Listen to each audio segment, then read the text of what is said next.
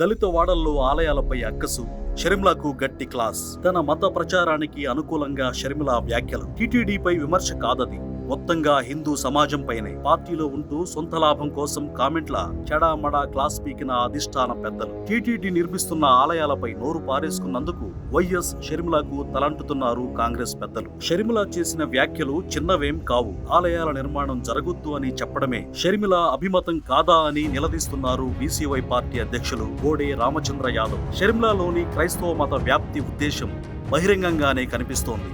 లేకపోతే దళిత వాడల్లో తిరుమల తిరుపతి దేవస్థానం ఆలయాలు నిర్మిస్తామంటే అక్కడ ఆలయాలు కట్టడమేంటని ప్రశ్నించడమేంటి?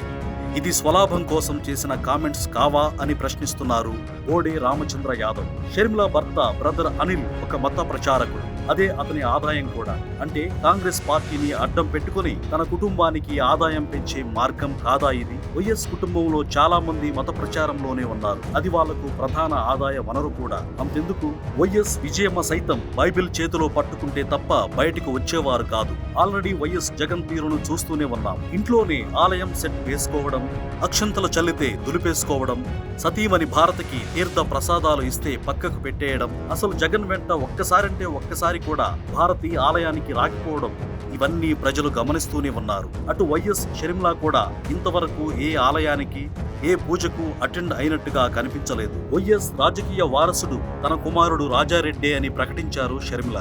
ఆ రాజారెడ్డి నేపథ్యం ఏంటసలు? అమెరికా బైబిల్ కాలేజీలో డిగ్రీ చదివి బయటకొచ్చాడు రాజారెడ్డి.